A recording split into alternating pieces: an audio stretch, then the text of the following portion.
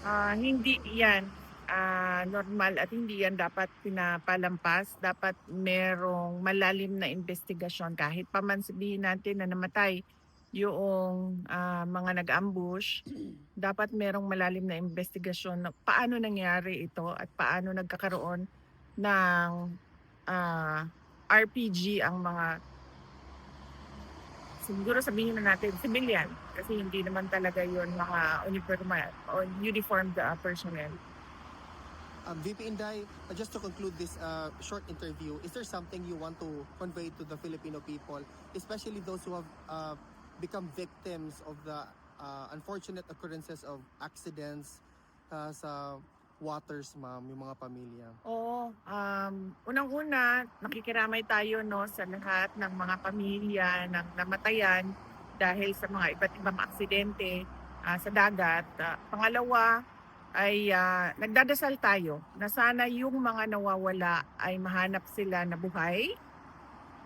At siyempre nagdadasal din tayo na yung mga tumutulong at yung mga nagre-rescue hindi sila mapagod sa paghahanap na sa ating mga kababayan na nawawala sa dagat. At, paalala lang sa lahat ng mga kababayan natin dahil ang Pilipinas ay, isang archipelago. So,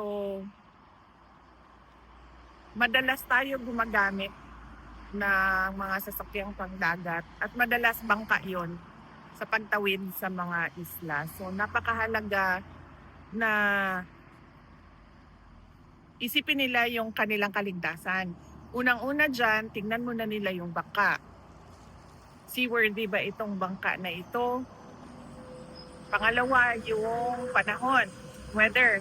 No? Kapag sinabi na kahit hindi mo nakikita ang ulan, kahit hindi mo nakikita ang malakas na alon, kapag sinabi ng marina, kapag sinabi ng Coast Guard, huwag maglayag dahil may ulan or huwag maglayag dahil malakas ang alon, dapat sundin natin yon.